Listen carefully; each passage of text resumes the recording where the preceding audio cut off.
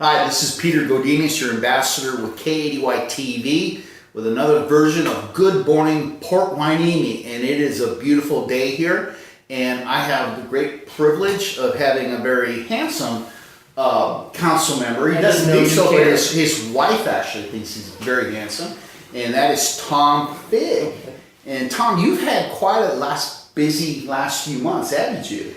Very busy. I'm just winding down now. I'm starting to, come off of the ceiling and getting my feet on the ground. Yeah, up on the roof now. Okay, so that's a good thing. Yeah. So I feel like during our calisthenics before we started recording, it's just like I was asking, how do you feel? And so you've had that practice, but what's the actual sensation right now in terms of having victory? Again, you told me that it's not really official, but come on, you won. Get over it. So. Well, obviously I'm thrilled about the outcome. Right. But more importantly, I'm excited about the future because the outcome was even better than what I had expected.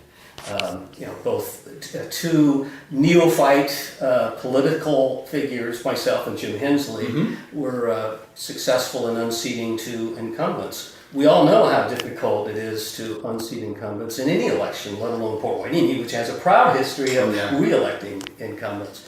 But then, on top of that, is that we were the highest vote getters above the incumbent mayor, who was the third candidate that was elected. And then we had Measure M, which was, a pivotal part of the campaign, that also was defeated in a sizable margin. So it was like an alignment of the stars. So it speaks volumes of the future, and I'm really hopeful that the balance of the council that will be with us come December will recognize it for what it is. It isn't about my agenda or Jim's agenda, it's about the community's agenda, and I'm really hoping, and I'm very optimistic, that we will come together and for the common good of the community and do the things that the community expects. So I'm thrilled for all those reasons. I also am very humbled because I didn't expect that I would, I'd be where I am today. I'm gratified that folks would have a vote of confidence in me. I'm hopeful that they accepted my agenda and my platform for what it is, and that's what made the difference in them voting. I have to be, at the same time realistic. At the same time, there is this negative background. People have grown tired of the negativity that seems to permeate everything in Port Hueneme. And so it was a combination, I think, of what I was offering and really, what the community was feeling regardless of the candidates. It's amazing because you had mentioned Measure M, and my understanding is that there were more turnout voters this time through. Was that correct? Well, I think this is the problem, is that voters get to vote for three members of the city council. So, whereas with Measure M, you only get one vote. Right. And so a lot of people got a little confused, I think, in the numbers. Is that it wasn't like there were more people voting for the candidates versus the measure. It's just that they had more votes to cast for the candidates. It really is telling because, just thinking about it simplistically, Measure M was going to be voted upon by a majority of people who would not be personally affected. So it's easy to vote yes if it's not going to affect me personally and we're going to be able to raise revenues at other people's expense. Right. So the fact that the measure was defeated is really a pretty significant event. And what I saw in the months that I walked the neighborhoods early on, people were really not informed. We did not understand the measure and the mechanics of the measure. But by the time it became, toward the end of the campaign and time for the vote, I saw a turn. I saw a ship turn in the harbor where people finally were getting the message. And that's really encouraging to me that people are really, those that are engaged in the electoral process really try to learn about the facts and the issues before they cast their ballot. So early, I saw it as just the opposite, that it looked like the measure was going to be approved, and then at the end, of course, it was a sizable defeat. Now, I've never seen such a measure so broadcasted, so talked about, left to right, the middle to everybody's opinion on it. So I know the candidacy was quite a competition, but then what was going on with Measure M, I mean, it was talked about, it was debated, and do you think that had anything to do with who got elected, in your opinion? I think it had an influence. I'm not going to say that was the thing that put either Jim or my victory over the top. But I think that unfortunately the way the Measure M was developed and marketed, the homework hadn't been done, and it invited the kind of controversy and the debate that then brought the candidates into the discussion. And so those that were already opposed to the measure, if there was a candidate that was of like mind in opposing the measure, then they would benefit from that kind of dynamic. So it was one of those. I certainly didn't anticipate that was going to be the case when I started my campaign. Measure M wasn't really a major part of my platform. Yeah. It just turned out that way, and I think that those that were aligned against the measure ultimately benefited from it. Now, one of the things that came up was, again, the perception, I'm not saying it's reality, that the council had so many tenured people on it and that it needed new blood and new thinking. Do you think this election now will kind of stimulate that need for possible change? Things that were old and possibly need to be slowly incremented into the process? It's kind of like Rod Stewart. Every picture tells a story. I'm too young to. You're too young for that? Okay, well, I'll have to think of another. He's a race car driver, right? No, Tony Stewart. Okay, no, that's all all right. right. That's all right. Rod Stewart. What song were you thinking about? Every picture tells a story. Okay. That's the name of the song. It's difficult enough to unseat an incumbent, and then to have two neophyte politicians, myself and Jim, to be able to unseat two incumbents in a community that has a history. Yeah. Okay. Yeah. And then with Measure M being kind of the centerpiece of controversy, all that speaks volumes about really the public wants a change, a positive change. Right. I guess when I was walking the neighborhoods, that was probably the common denominator in the concerns that were being expressed, is what's happened to Hueneme. It's, everything seems to be upside down and negative. And so that's, I think, really the heart of what the community is saying. We want positive change. It's not about an individual incumbent. It's just a combination of things that have shed poorly on the city of Port Hueneme. It's partnerships with the harbor and the Navy and the school district and crossing guards and on and on and on. It just seems like there's an accumulation of angst in the community. And so I'm hoping that will translate to change. But you know what? I'm only one person. Jim's only one person. In order to carry out the will of the people, it's going to take the majority of the council to really accept what's occurred and move forward. And I know I've always been told you got to count to three. When you have a 5-member council, I'm hoping that we can count to 5, because that's how strong the message was. Yes. So I'm hoping we can lay our swords down and get past the election. And there was a lot of rhetoric and maybe some mudslinging and the name calling and that kind of stuff. That's history. We got to look forward, and I'm excited about the prospects. So because the community spoke so loud that I just think we're obligated now to carry that out, all of us. And that's interesting. We've spoken so much about the Measure M, and obviously prior to the results, we were saying what, in the event that if Measure M fails, what would be the strategy? And so now we're really talking, okay, as now a leader of this city, it didn't win, but now this might be the opportunity to shine. Bingo. It gives the opportunity for a number of things. To rebuild relations that have been a little bit strained in the course of this adventure. It gives the opportunity, because there's outstanding disputes between the city and the Harbor District, to broaden the discussion beyond just the revenue sharing agreements that exist, but maybe talk about Measure M. How can we bring that into the equation for a settlement? And then the city has, ongoing revenue needs, and there are city assets that the Harbor District, I think, could benefit from. Land right across the street here. There's been a desire to have, redevelop Old Town Port Hueneme for years. Well, the natural partner in that process would be the Harbor District.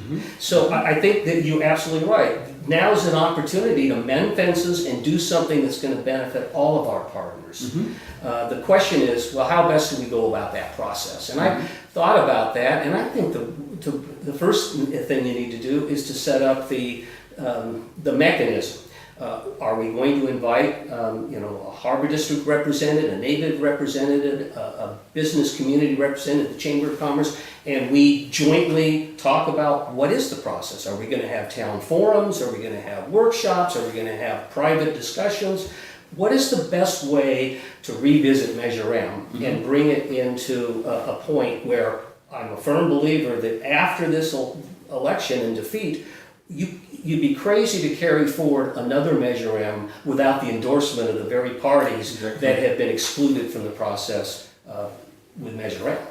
So we need them to be intimately involved and endorse the outcome. You know, it's interesting, as I hear you speak, a lot of things were said that, let's say, well, in private, and then the two big entities were the base and the Harbor District. A lot of statements were made kind of like in private, they said, but how willing are you now as a leader to be able to meet with the base leaders and the port in front of the camera and discuss and collaborate and just do things like that, so it's not a private conversation? Oh, absolutely. What do you think about that? Well, I mean, again, I'm one person on the council. You were actually, I'm a new guy. You're 1.5, because, I actually, it might be, but keep on going. Okay, well, so it's up to them if they want me to be involved in the negotiations process. Well, absolutely, I'm on board. I'd love to participate in that, and I do bring a historical perspective because I was intimately involved in the negotiations regarding the 3 revenue sharing agreements that are in dispute. So I have some history here. And so I'd love to be able to bring that into the dialogue. But again, it's not up to me. I'm not going to be a rogue councilman. It's got to be a team effort. Now, I'm hoping that they'll see me as a positive force, and I'd love to have that dialogue. And I know that the Harbor District is open to that discussion. The Navy has to maintain a little bit of neutrality here, because that's the nature of who they are. And I certainly don't want to compromise the Chamber of Commerce, because they're in an awkward position, seeing that their revenue base is a combination of the city and the Harbor District. So that's why I say we got to first figure out what's the best way to go about these discussions without offending or putting people at risk, and that's the first and foremost. And then once we decide on the right process, then we move forward. I'd love to be part of it, but it's not necessarily going to be my call. No, understood. And you bring up a good point. And all of us can learn how, when we're in a group of 4 or 5, what skills do you have to bring to the table when you have such diversities and such passions and such different opinions? What would you say some of the characteristics you need to bring into that equation? Well, first of all, there's got to be trust. There's got to be, you got to be willing, but there's got to be a trust level that we're here and we're going to talk shop and it's going to be nothing but the facts, and we're going to, leave our egos and our philosophies behind. So that's, number one. I've been in some pretty tough negotiations in my career, and I've been involved where we've actually had a facilitator that's come in because the factions were so polarized that it took a third party to kind of bring them together and again, shed them of all this baggage so that they could talk meaningfully, honestly, openly, and collaboratively. I don't know. Again, getting back to what I said is we got to figure out the process first. Do we need to have a facilitator to help do that? I think we need to get our numbers squared away to begin with, because that's been a point of contention. Is everybody's saying things about what's going to happen or not happen, and nobody really knows. And so we really do have to have a solid factual basis of what is this ordinance going to look like, and what does it mean, and how does it translate to impacts. So we got to have that baseline, and then the negotiations begin. And like I said, I'm open to however the process might work. Whether it's we're going to have roundtable discussions that are open to the public, and anybody can talk. I don't know yet what's the best way to do that. How much do you think it's going to be engaging people, like the people who were not, who did not win a position? How much would you engage them and then other entities like the Hueneme School District. I mean, how much do you think that needs? Those types of people need to be brought into the equation for decision making and what goes on in Hueneme. Not necessarily the Measure M, you mean? Well, just in general, for making the community better. Sure. Well, look at the relationship that we have. Historically, the city and the school district have had a great relationship. We've done joint use projects and redevelopment projects, so we do have a proud history of that. We have a recent agreement, a partnership regarding the crossing guards. Well, that partnership's going to, or at least the agreement, is going to terminate at the end of this school year. Mm-hmm. That's just a wink away. Right. So why not begin the discussions now to renew that arrangement so that we don't wait until school's out and then we're in a crisis situation again. And that would be a good place for us to begin rebuilding relations. I think that a similar conversation could occur on the horizon here, immediate horizon, is the issue regarding the Boys and Girls Club and the departure, possible departure from the athletic center.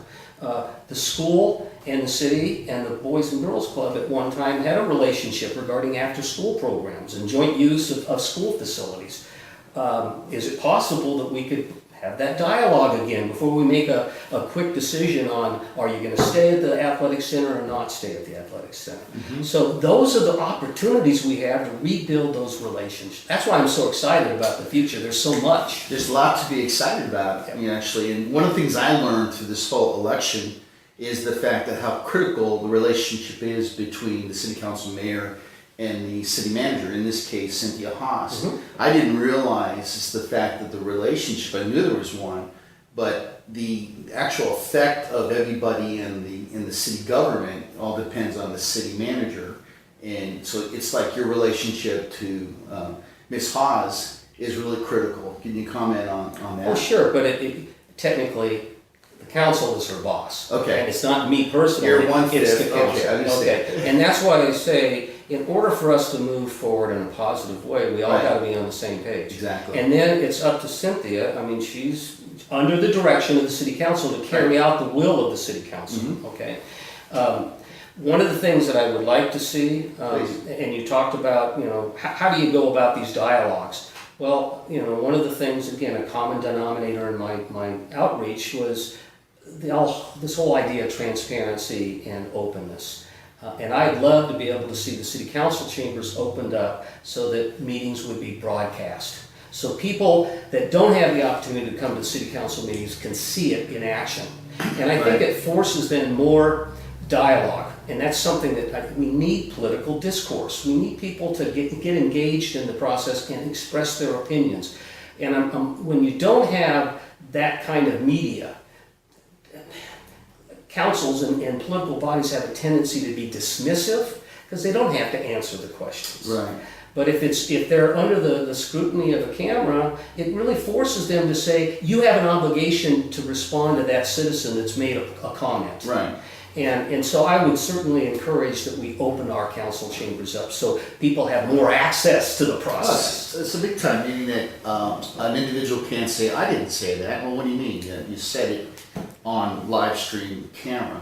So I just think in a lot of ways, I have actually a confession which may be very controversial. Is this the right place to do this? Probably not. But anyway, it's just the fact that I had to really do a lot of effort just to show that you were kind of like to me, because we have two things in common. Number one, our wives are smarter than us. Wait a minute, I didn't agree to that. Yes, I did. I talked to her. I asked her, who's smarter? She says, I am. And the second thing, it was hard, is I know you're Cal Poly San Luis Obispo trained. So I had high expectations. So for me to act like I was neutral, I think I won an Academy Award. But I am excited. Can I give you a hug? On camera. This is PG-13. Okay, all right. With that, we have to close. My director, who's got a new look now, Bob Allen, wants me to say, cut. But this is Peter Godinez with Tom Figg, and a new, actually, City Council for Port Hueneme. So until next time, Peter Godinez, your ambassador.